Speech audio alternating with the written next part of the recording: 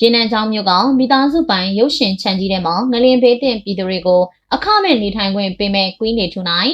စွမ်းရှင်မင်းသားကြီးနေထူနိုင်ကတော့ခက်ခဲကြုံတွေ့နေရတဲ့ပြည်သူတွေကိုသူတက်နိုင်တဲ့ဘက်ကနေကဲတင်ပေးနေတာကိုတွေ့ရပါတယ်။ကိုရိုင်းလည်းမြေပြင်မှာလူရန်မှုတွေပြုလုပ်နေသလိုအလူငွေများစွာကိုလည်းထည့်ဝင်လူရန်နေပြီးတော့ငလင်ဘေးတင်ပြည်သူတွေအတွက်တက်နိုင်သမျှအားပေးကူညီနေကြတာပါ။လက်လုံးမှာတော့ငလင်ဘေးကိုခန်းစားနေရတဲ့ပြည်သူတွေအတွက်စားတောက်ဖို့လူရန်မဲ့သူတွေရှိနေပြီးတော့နေထိုင်ဖို့ကတော့ခက်ခဲကြုံတွေ့နေရပါတယ်။ဒါကြောင့်စွမ်းရှင်ကွင်းနေထူနိုင်ကရေနံချောင်းမျိုးကသူတို့မိသားစုပိုင်ဆိုင်တဲ့ရုပ်ရှင်ချန်ကြီးတွေမှာအခမဲ့နေထိုင်ခွင့်ပေးသွားမယ်အကြောင်းပြောလာခဲ့ပါတယ်။ပြန်လည်ထူထောင်ရေးအတွက်အိမ်တွေပြန်ဆောက်ဖို့လွှမ်းနေပြီး